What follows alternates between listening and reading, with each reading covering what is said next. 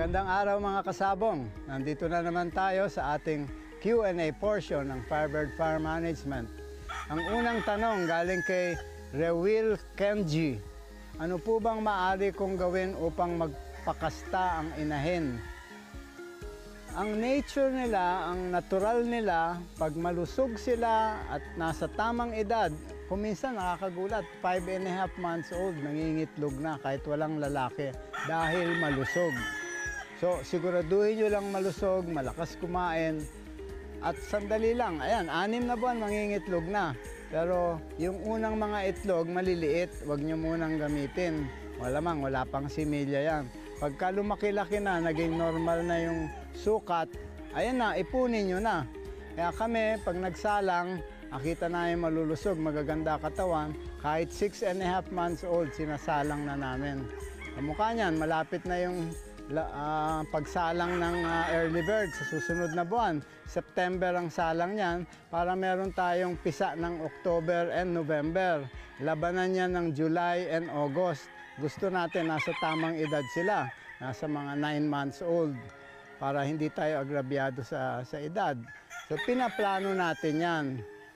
Pinaplano ko na rin ngayon, unti-unti kasi next month na yung salang. Kaya ngayon nag-iipon na rin kami.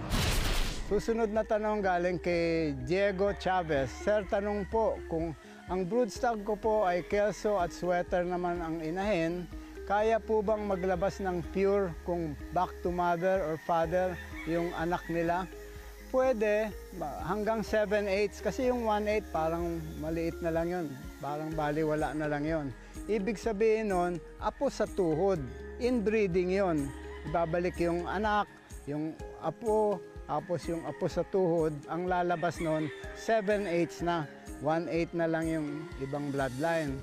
Ngayon, kung kelso sweater yan, hindi naglalayo dahil ang pagkakaalam ko, ang sweater, basically daw, ang sabi sa akin ni Johnny Jumper nung araw, ang sweater, half yellow leg hats, half kelso.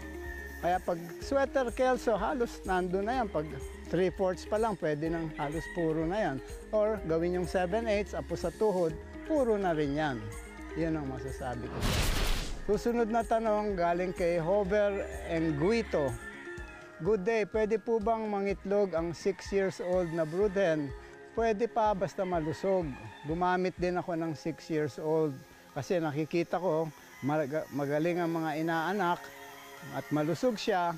Pero kadalasan pagdating ng 5 taon, tinitignan ko na yung history niya, yung nakaraang taon, yung mga napisa niya at yung mga anak kung malulusog pa at nakadami at nagpapanalo para ituloy ko pa rin siya ng 6 na taon. Kung hindi, hinihinto ko na sa 5 taong edad. Meron akong ginamit para lang malaman ninyo na experience ako, imported na Dan Gray Lazy Roundhead na inahin. Ginamit ko hanggang 8 taon. Nung 7 taon na siya, tinitignan ko yung mga anak, malulusog pa, madami pa, at maayos pa, nagpanalo sa Stag Derby. Nung 8 taon na siya, ginamit ko pa rin, pero wala na, end of the line na. Malusog siya, pero wala na, mahina na talaga ang similya. So hanggang, yun na, sinishare ko lang naging experience ko. Hanggang 8 years old, wala na, hindi na kaya. Ngayon, ewan ko kung merong espesyal pa kayong manok na sobrang kalusugan at kaya pang mag-anak ng malulusog. Ang huling tanong galing kay Kent Ligo Visagar. Good morning sir, sa breeding po pwede po bang ihalo yung mga inahin kahit hindi sila magkakapatid? Ano po ang solusyon upang di sila mag-away-away?